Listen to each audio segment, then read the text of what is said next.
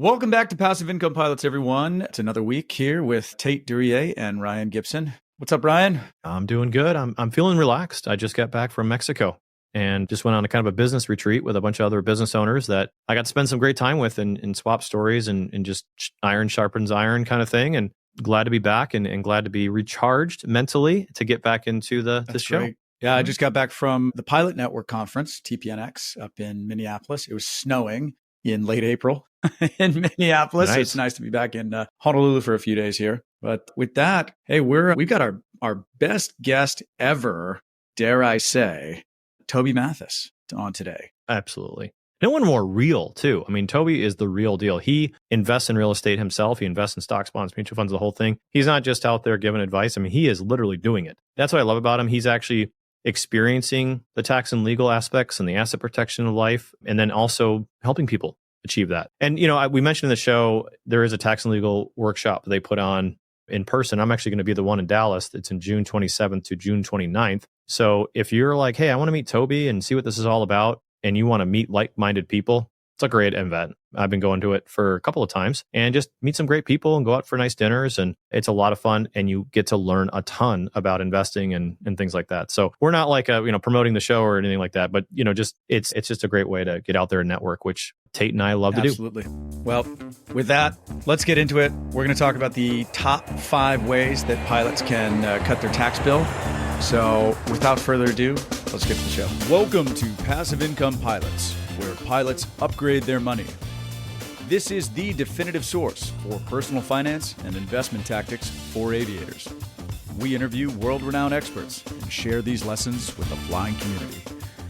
So if you're ready for practical knowledge and insights, let's roll. Toby, thank you so much for joining us. You are the number one guest that's ever been on our show. You get the most number of downloads. You're the most talked about guest. So thank you for coming on to the show for a third time to talk about how we can kill our tax bills. Thanks for having me. I just kill that tax That's right. bill. I like the way You're the man. So yeah, we appreciate you coming back on. Yeah, I appreciate you guys having me. And it's not about making your taxes go away. It's just keeping them to a reasonable amount and paying the least amount you're legally required to. I don't want to be one of those guys that says, you don't have to pay the IRS. You do.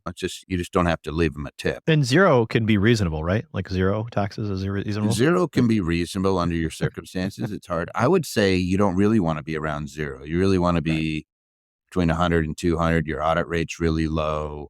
You're paying a small percentage of your overall income. It's not horrible. And anything below 20%, I'm not going to cry about. The part that gets really painful is when you're making $1 and half of it's going to your state and federal taxes. Yeah. Then it makes you it's tough to want to go out there and generate more income when you're splitting it with your silent partners, right? Can you reiterate that for anybody that doesn't have their head fully wrapped around the tax brackets? We're going to go real basic elementary level here. If you're in the 37% tax bracket, that doesn't mean that every dollar is taxed 37%, right? So that's why we don't want to slam your income all the way down to zero, because the first 100 to 200, 300,000, if you're married, isn't wildly highly taxed, right? Right. We're under the more you make, the more they take rule. It's a progressive tax system. So your first dollars might be zero. Then you have because you have a standard deduction right now, close to 14 grand, right? And then you get above that, you're at 10%, 12%, 22%, 24%. And then the more you make, the higher the dollars above that amount are taxed. So it's never retroactive. Like you never go back to the first $10,000 you made that's not going to be taxed at all and say, now we're going to tax it at 37%. What they're going to do is say any amount that you make over 500,000, whatever it is, now taxed at 37%.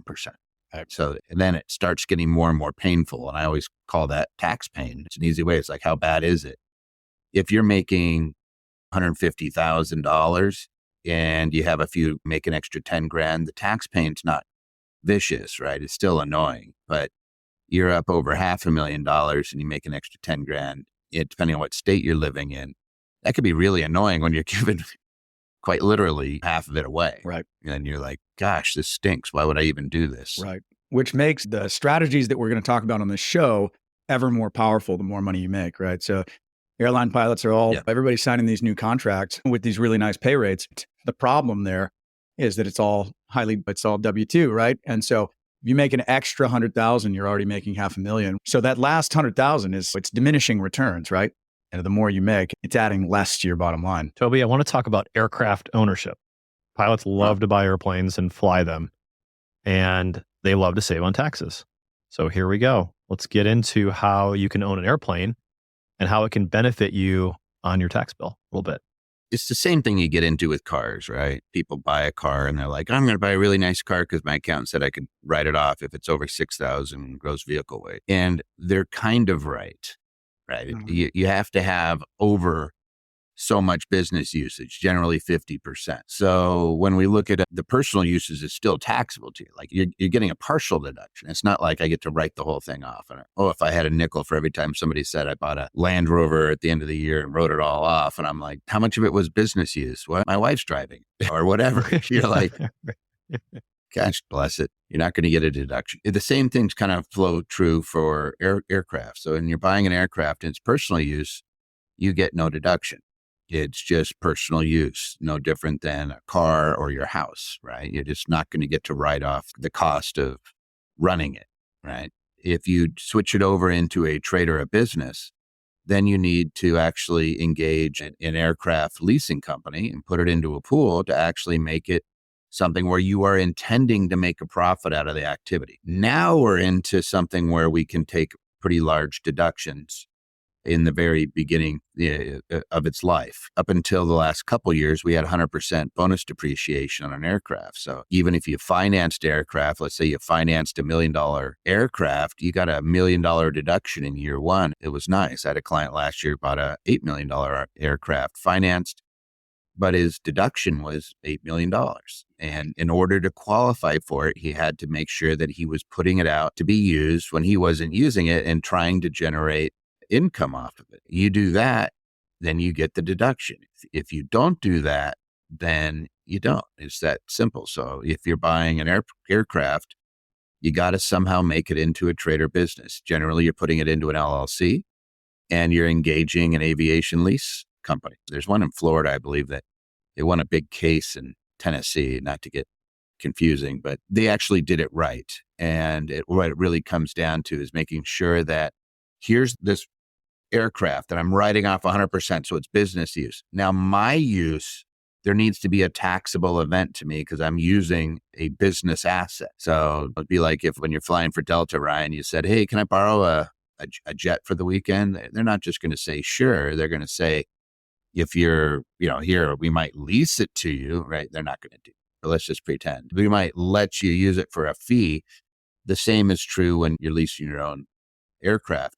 And the reason you're doing that is because you're going to fly it very few days compared to the days that it's actually there. And so you want to write off all of the maintenance, all the upkeep, and having to rent a place to store it and all that jazz, unless you're somehow putting it in your backyard, right? So there's lots of costs, plus there's the aircraft, plus there's interest. You want to write all that off. Then the easiest way to do it is to treat it as a business. And then when you use it, you're actually those days.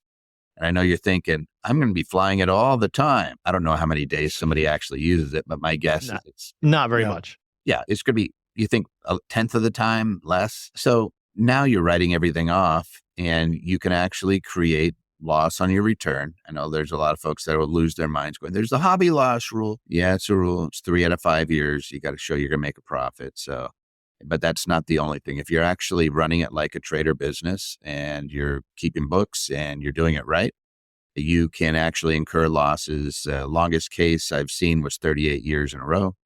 That's not a death knell. It's just a hurdle you have to get over. So if you lose money every year with your aircraft, there might be an audit. So you want to make sure that you have your T's crossed and your I's dotted. Well, we know that ever since somebody flipped a coin to fly, who went to go fly first, the airlines have been, no one's ever made any money in aviation when you sum it all up. So anyway. True. So let's get like hypothetical. So if the three of us got together and I basically said, hey, my company is a leasing company and I'm going to lease your airplane for you and we're the customers and we're the investors, does that pass the sniff test for something like that? You'd have an issue with kind of, I think you'd have an issue unless you were leasing it at fair market value. If you were the only customers. It sounds like he kind of bought something for personal use and just divvied it up. I'm not an expert in this area. I'll just put that caveat on there. Sure. I think it's really important that you still put it into a lease pool. And even if you guys were using it, as long as the money was being paid in for that personal use and the intent was to make a profit, and maybe you guys were just hobarting all the days used, I think you could possibly scale that amount. But it was, I don't think the facts are but good. it was available to when the it's general just for public. people. Yeah. Really what it comes down to is, am I putting that aircraft out to be rented at a fair market rate to make money? Right. If the answer is yes, then it's a business. And then we're looking at it saying, what percentage of the time is that the case? If it's personal use and there's 4 of you, I'm worried that if it's more than half, that you're going to run into a big issue. I think you run into a buzzsaw. That's great to know that rule of thumb. Another thing you said is fair market, right? Because I hear sometimes it's like, okay, well, I'll put it out to lease, but I'm going to make it, twice as expensive as it should be so that it just never gets right. So that wouldn't pass the sniff test. I don't think it would pass the sniff test. You have to make it fair market. Anything below fair market, like in real estate, is considered personal use. So I think they're going to do something similar here. So just to walk the dog on this, I think you said something that was massively important. You could buy $1 million airplane. You could put down a 20% down payment, $200,000, and then you could completely write off that $1 million airplane through depreciation. And I know that bonus depreciation is now 60% of what it was, but you effectively could write off 60% of $1 million. So $600,000 in the first year. Mm-hmm. And that could be at one of the higher tax brackets. Let's just say it's 25% just to blend it. I mean, that's basically you're writing off the down payment you put down on the plane, which is, and you're still depreciating the aircraft. Even if you wrote off 600,000. And by the way, that the House, as we're sitting here recording this today, the House has passed a fix to that law to make it 100%. It's sitting at the Senate right now. That could be passed, and they were talking about making it retroactive. So, it could be a lot of fun there. that's going to be a lot for all of the CPAs. They can't wait to redo everyone's taxes. But you still write off the other 400,000. It's over 7 years generally. Right. So you're still going to be writing off a pretty good chunk of that thing over the next few years anyway. But what an awesome thing. I mean, you can buy a Cirrus for $1 million, $1.2 million, whatever they are now. Mm-hmm. I don't know what the down payment is on aircraft loans, but let's just say it's 20% for all intents and purposes. And then you basically get that money right back in your taxes, and then it's in service and making an income. An idea? I'm going to throw something out that nobody talks about, and it bugs the crud out of me. We're so used to going out and trying to finance things. There's something, be your own bank, right? I'm not going to schlep insurance, but you could do the IUL, or if you save consistently, you can do a security back line of credit. So I've purchased a building and I bought out another loan and I did some other stuff with the security back line of credit this year. A typical loan might be 7 or 8%. I think it's 7.5% right now, a typical mortgage. I'm getting my money at 5%. And it's my money. Like, it's literally, I have the stock account. I'm just borrowing against it. I don't have to go through an approval. So I had a client do this last year. Same client. It was $8 million. And I think that he did it all. In fact, I know he did it all off of his security back line of credit. He just went to Morgan Stanley and said, hey, give me a loan against it. They'll do that in a heartbeat. And I remember, Ryan, we were in Hawaii once, and I don't know if you remember the event, but the loan rates were less than 2%. Yeah. Yeah. And they go up and down depending on and it could be a variable amount. So if you think that rates are going to go lower, you could borrow and your rate goes lower. You don't have to do anything. Try doing that when you try to, you'd have to refi another loan. But I'm just always shocked that people don't do that. Or they'll say I need an aircraft loan while they're sitting on 100% equity in their house. Right. Right. That's a good point. Absolutely. Yeah, especially you talked about a couple things there that I want to unpack for anybody that's not familiar. He said IUL, so that's Index Universal Life. There's also Whole Life. We've done episodes on this about doing high cash balance life insurance policies that you can borrow against. And then I love the idea of borrowing against stock accounts. I'm working with a financial advisor, the only financial advisor that I've ever connected with that I see eye to eye with. And I love what he said was, hey, the only reason to have a big stock market account outside of your 401k is to borrow against it and buy more real estate. And I'm like, finally, I found somebody who Actually wish. said the Yeah. Yep. So I Yeah. love that. And then the equity in your house. So many people, I fly with so many people that say, oh, I'm almost done finishing paying off my house. And I'm like, what? I'm like, what's your mortgage rate? 4%. I'm like, why are you throwing money at a 4% loan? Which, hey, whatever you want to do, if it makes you feel comfortable and it's Dave Ramsey, that's fine. But if you're sitting, like you said, We recorded an entire We did. episode on this. if you're We sitting did. We got to look on that up. 100% equity in your home and you can put a fresh mortgage on it at a very conservative loan to value ratio, 40%, 30%, 50%, whatever. And it's at 7 and your aircraft loan was going to be at 12. Well, Yep. There you go. It's fun. I'll give you an easy one. If you have equity in your house, you can go to something called Figure.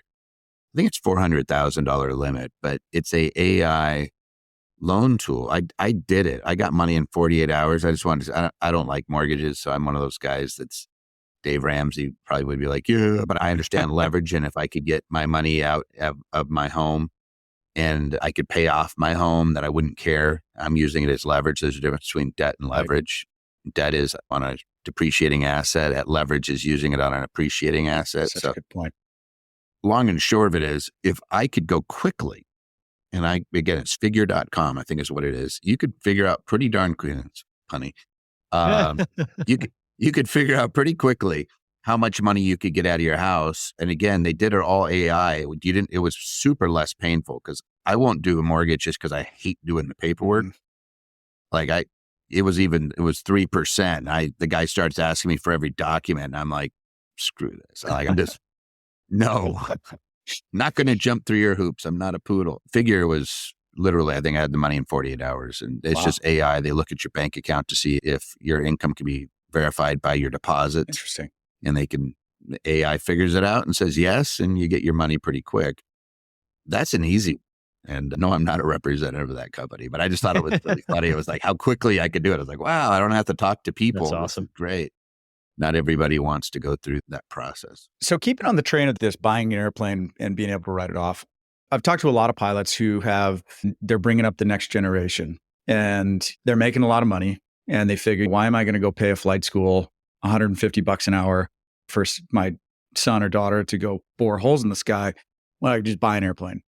So let's put ourselves in that person's shoes and figure out, okay, how does that end up being an active activity that can be right off to my W-2? So I'll tell you the steps of what I would do. I would, number one, set up an LLC to own the aircraft. B, I would purchase the aircraft. C, I would have a aviation company that specializes in leasing of planes, manage my aircraft and put it on the public market to be leased. And then when I used the aircraft to train my son or daughter, I would pay the fair market value for those days and pay the company just like I was a regular customer. There we go. And the idea is I'm going to use it very few days. The benefit of it should hopefully pay for itself, if not put a little money in my pocket. Yeah. Right. So I think the answer there would be lease it back to a flight school. So put it in the fleet. There we go.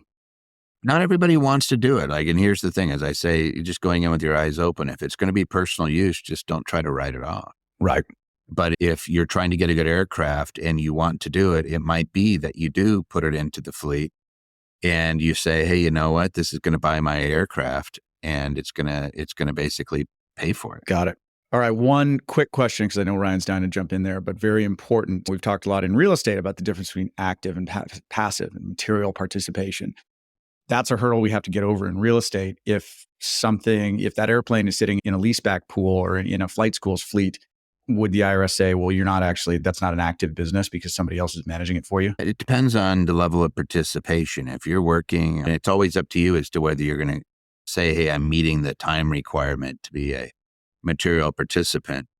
There's 7 tests. One of them is I do everything, which clearly isn't the case. Test number 2 is I do 100 hours and it's more than any other individual. Test number 3 is 500 hours and we don't care what anybody does. And that could be combined spouses too. Mm-hmm. So whether or not you're a material participant really matters as to whether the money that's flowing through is going to be treated as self-employment income or whether I have losses, whether those losses are going to offset my ordinary income. Right. Okay, so how do we get over that hurdle with this example?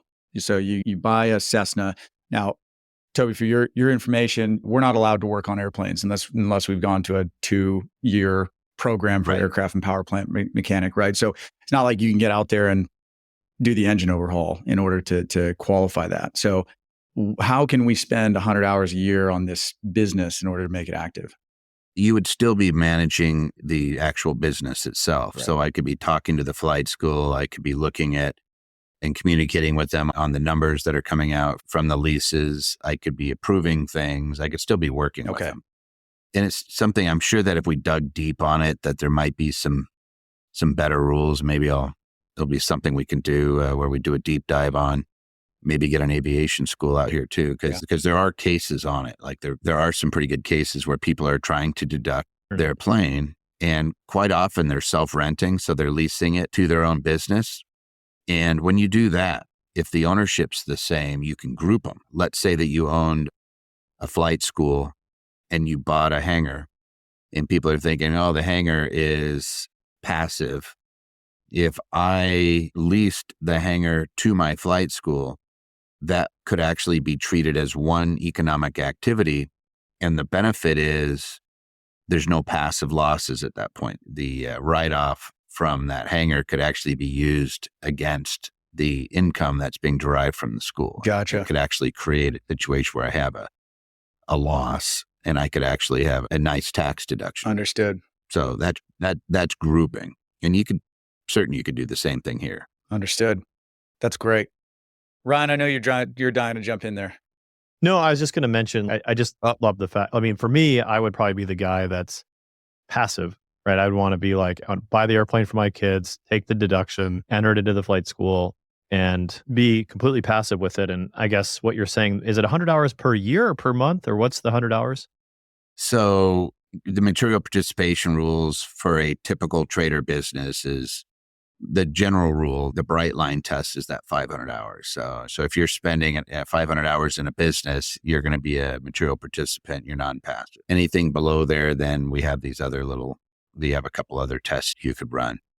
Generally, the workaround, when I see people doing planes, they're self-leasing it. They're using it for their business. And we'll group it with that business. So those losses, then we don't care. But if you are a W-2 employee, you're working as an airline pilot and you're trying to offset that, then we might have difficulty if all you do is buy a plane and put it into a rental pool, right? Because that could be very easily construed as a passive activity, even your participation, though it's tough when you have sole proprietors. Mm-hmm. Which is generally what you'd be if you set up an LLC and ignored it. I've never seen a passive sole proprietorship, but in theory, that could be an argument that would be made. I've never seen it. So just throwing it out there that you'd probably want to make sure that you are doing more than just idly standing by, or that if you took a larger deduction, you might be in jeopardy. All right. Well, I think the takeaway there is work with your tax professional. If you're going to do this, again, don't talk to your tax professional about this 2 weeks before the filing deadline the following year. Be proactive.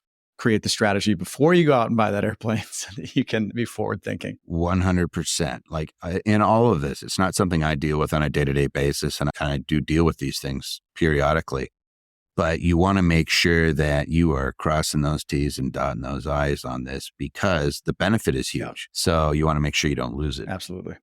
Can we quickly apply this to a question that came in, which is from a pilot who recently moved to Montana.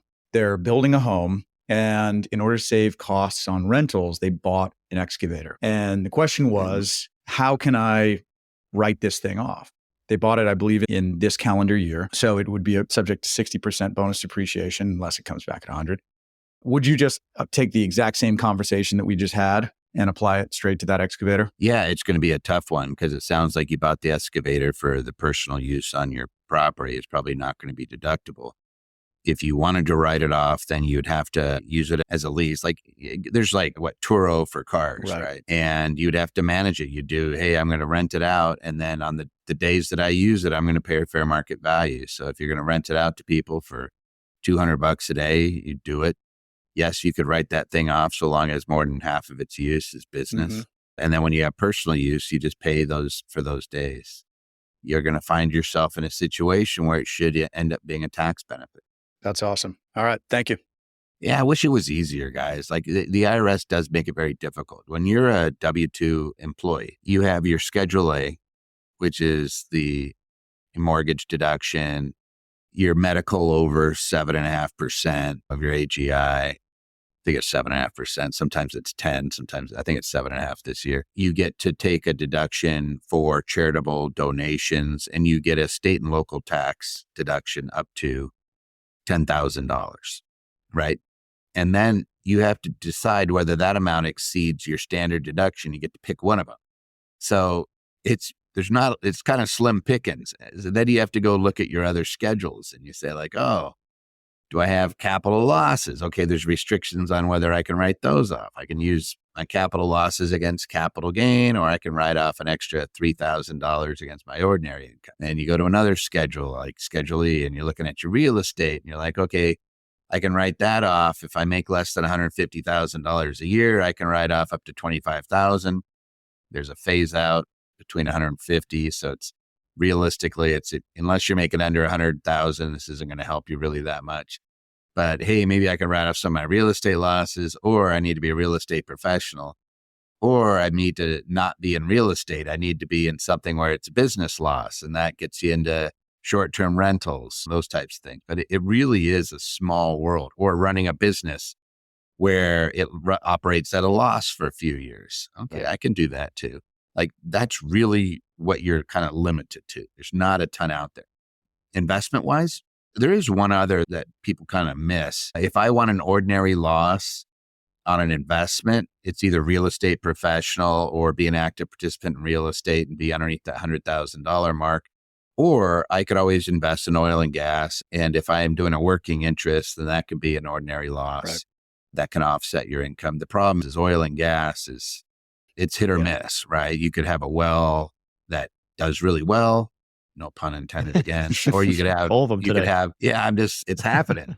But let's just say that I invest in 15 wells. I think like probably 4 or 5 of them need to be producing to break even. If you get above that, you start getting a return, but that return's going to be stretched out over 15 years, right? You might get your money back after 5 or 7. You'll be excited, but you're getting a tax deduction. So but the world is pretty small when it comes to things that I can actually do to offset my income. And I know it's frustrating for a lot of folks, especially if they're making a lot of money. They're like, what the heck do I do?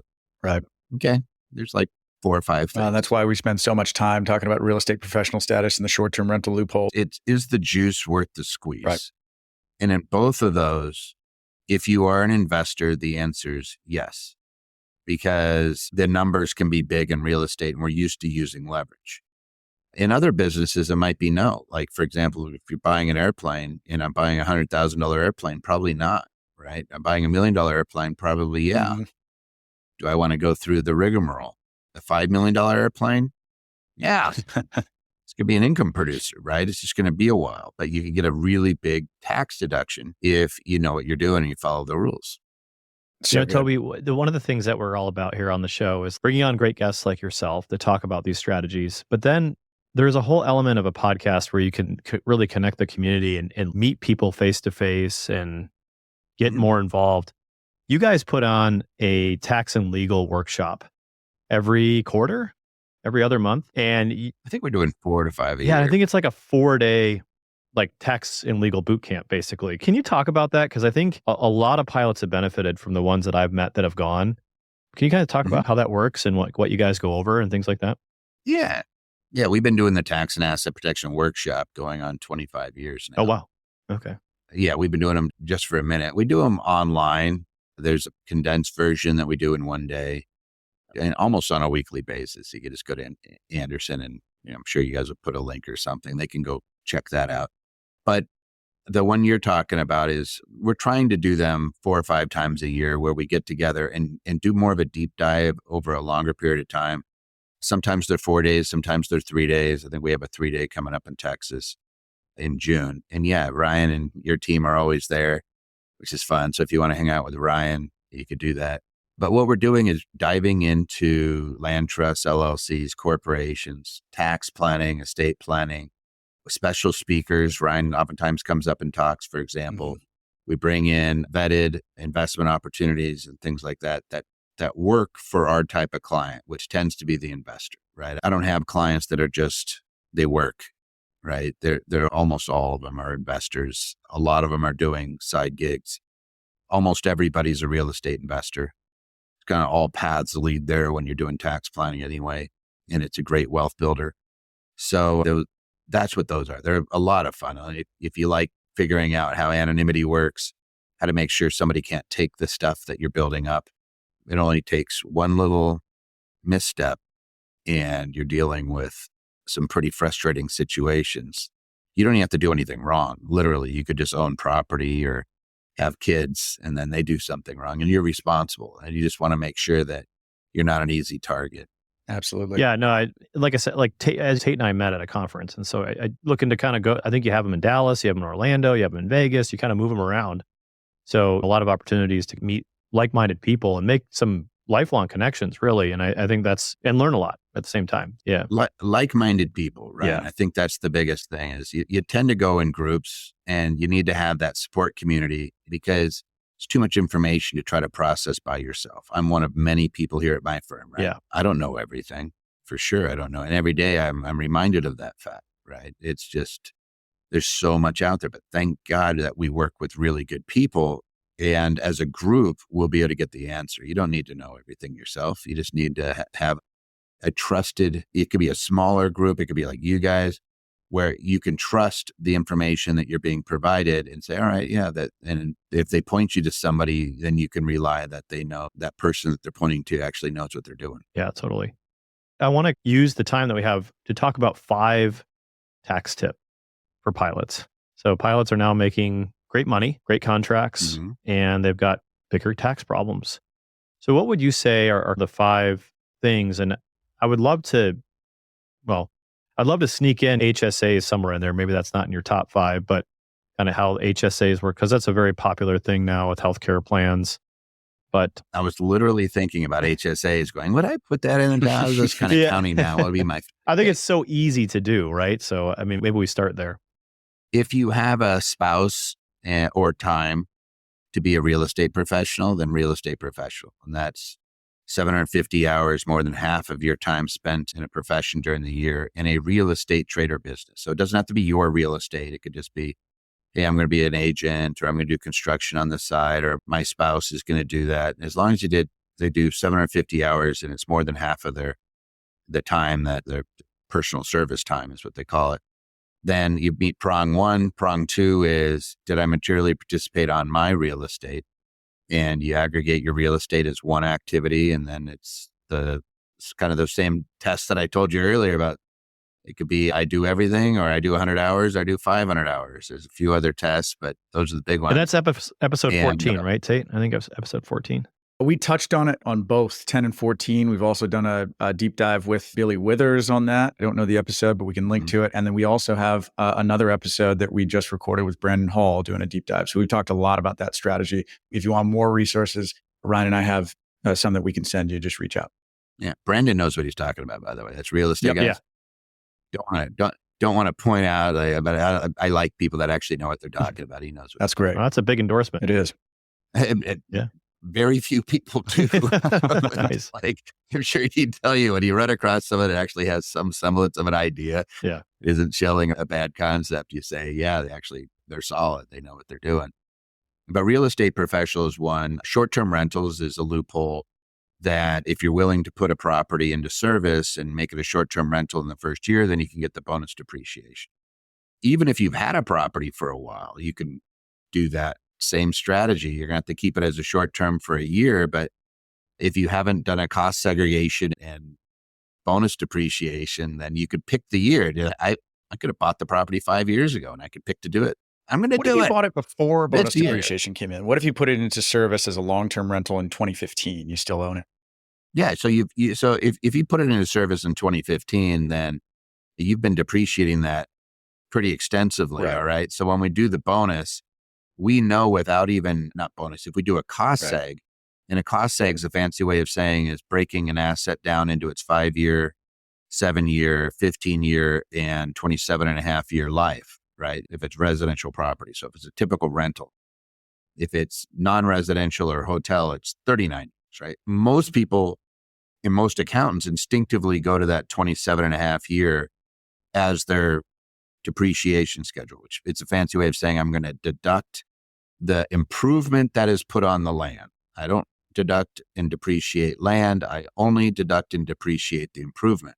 But we start with this 27 and a half years, and that's not the way you're supposed to do it. That's actually impermissible, but they let you do it because it costs you money. You're supposed to go into that house and say, here's its removable flooring, window covers, specialty electric to appliances, plumbing to appliances. All that stuff's supposed to be 5-year, 7-year, 15-year property. Land improvements. Ryan, you deal with this in your storage. I can't even imagine how much land improvement you're depreciating. But my guess is that you're writing off a good 50% of your projects. Is that about close or is it more than 60%. that? Mm-hmm. Yeah. About 60%. So the way to think about this is if you bought a $300,000 house, let's say 60,000 of it's land, so you got 240,000. Your write-off every year is probably about 8 or 9,000 if you just did it over 27 and a half years. That same property, you would get let's say about an $80,000 or $100,000 deduction in year one if you bonus depreciate it after a cost seg. So if I can make that ordinary loss and it could come through and lower my W-2 income, it's going to save me 20 or 30 grand, right? So that's where you start looking at the numbers. And if you're leveraging, you start going, hey, the tax savings are about my down payment. Yep, exactly. So the government's basically buying the property for me. It pays for itself. And all I have to do is sit on it for the next 20 years and I'm going to get all the appreciation and I'm going to own that thing outright. And it's just going to sit there and kick me cash into my retirement. Yes, that's exactly how it works. Which that right there, I just want to just foot stomp on that right now, because there's this age old debate, like stocks versus real estate. And it's like, in my mind, it's no contest just because, and God, I'm not kicking the stock market whatsoever.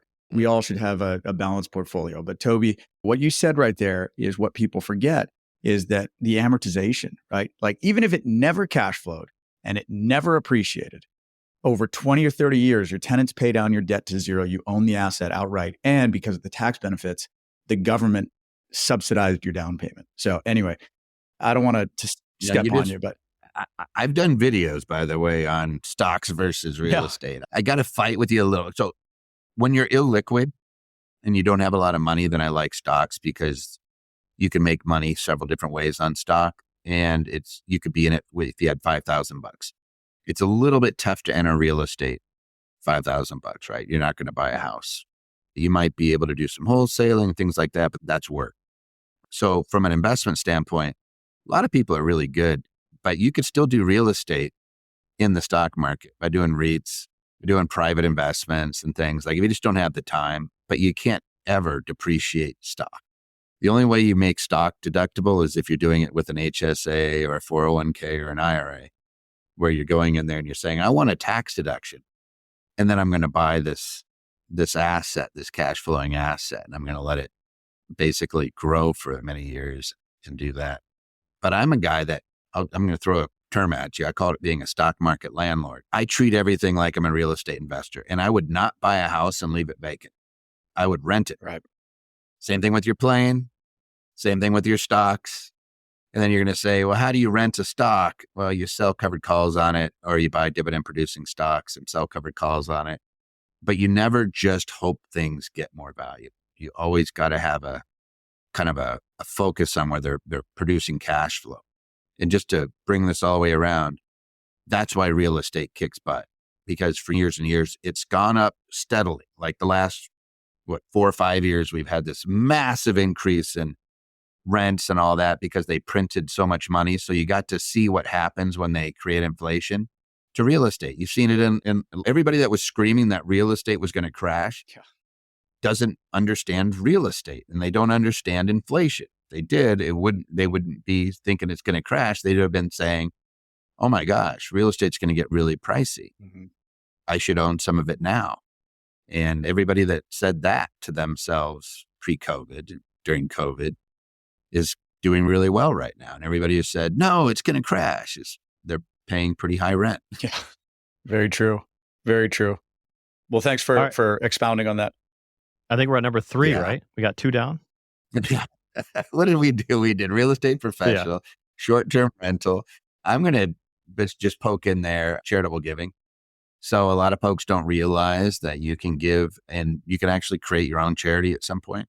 If you don't want to do it now, like you're like, oh, I need to keep all my money. Well, when you get in a high enough tax bracket, there's something to be said for getting a donation for an asset. Let's say that I gave a stock that I was Elon Musk fan years ago, and I ended up with a bunch of Tesla and it's gone up 500%. I could sell that and pay tax on all the gain and then donate some of that money, or I could just give the stock and get the entire value as a deduction. So I'll use an example that I did recently. I had a house and I purchased it. Ryan, you may have heard this story before, but I had a friend whose mom is blind and she lost her house to the bank. They foreclosed on her. And he came to me and said, hey, would you help me? I don't know what to do. And I said, okay, how about this? I'll go buy it from the bank. If they're in the foreclosure, let's see where they're at. I couldn't get it pre-foreclosure. So I waited for the bank to foreclose on it, bought it back for $90,000, let mom stay in it. I had some imputed rent and stuff. It was kind of annoying. So I said, this really isn't appropriate. I was going to sell it back to him, but he wasn't in a position to buy it. So I waited 2 years and then I donated it to one of my charities that I operate. And I was like, here, I'll just give mom, it's a stewardship. So it met its criteria. So I donated it and I said, mom can stay there for the rest of her life. She's blind, right? Like, why would I? But this way, at least I get a tax deduction. Well, here's the funny part. That $90,000 house was valued by the appraisal at $315,000. Remember, I bought it after the foreclosure. Son went over there, fixed it up a little bit. COVID comes along, prices go up, and the tax deduction to me was worth more than I paid for the house. Mm-hmm. And now I have a house in a charity that's right now I'm giving it to the mom, but she's 88 years old. There's going to come a point where that's either a cash flowing asset for the charity, which I could take a salary out of, or I just use it for my charitable purpose and allow it to grow. But I really like that. Even for folks that are $200,000-$300,000 a year, it starts to make sense because you get a nice tax deduction. And I could be taking appreciated assets that I don't want to sell, but maybe I'm a giver anyway. I'm a big believer in giving a chunk of your income. But instead of you doing it, maybe you do it through either your own charity or a private foundation. You could set those things up. But I like that because I could, at a stroke of a pen, lower my taxes quite easily. I would say that's one. I know you're going to ask me number 4. A good number 4 is to have a business that creates a loss, or to have a business that, even if, I'll use you guys as an example. Let's say that you work, or a typical pilot is working W-2. And I don't know, does the airline reimburse your cell phone? Nope. Reimburse your cell phone or anything like Nope. that? They don't. So you have expenses that you're incurring along the way. What if I set up a small little side business, and it could be doing just anything you could think of, even if maybe you're going to do lessons on the side, maybe you're going to do your plane on the side, maybe it's producing a little bit of income. It doesn't really matter, because what happens is things like this, if you set it up correctly, become deductible, and it can reimburse you 100% of those costs. If I am set up correctly, that means I'm an S Corp, C Corp, or an LLC taxed as either. And then I can do an accountable plan. I could do an administrative office at my home. I can do 280A. I could do a whole bunch of things that create the ability of the company to pay me for something I'm already incurring, and I don't have to pay tax on it. So it sounds kind of funky, but if you made $10,000 a year doing a side gig, it could be Turo, it could be doing anything on the internet, you could be doing social media, whatever, fill in the blank. Run your own website where you have some subscription, where they're learning whatever a skill that you're really good at, or create a pilots forum and have them charge a small fee, whatever it is. That $10,000 comes out to you tax-free. And just about everybody could use that, especially if you're W-2 and you're not getting reimbursed for a lot of the things, whether it be travel, whether it be the ability to go to conferences or things like that. All of those things become deductible to that business. And all it means is, hey, something I would have paid for anyway, but now it's tax-free. And so I'm offsetting some income. And there's one additional benefit to that. We don't have time to dive into it right now, but I want listeners to sort of earmark this for later. If you have one of those side hustles, you can also start a solo 401k, right, Toby? Which is an incredible vehicle that we can get into on a different show. That was actually number 5. Perfect. Was tax-deferred accounts. And I was going to say that there's different flavors. A lot of you guys are used to IRAs, and they always hear about a Roth IRA. And let me just put this out there. Depending on if your tax bracket is going to be higher during retirement or lower during retirement, but let's assume that it stays the same. The numbers for a Roth IRA and a traditional IRA are virtually identical. So don't stress over it.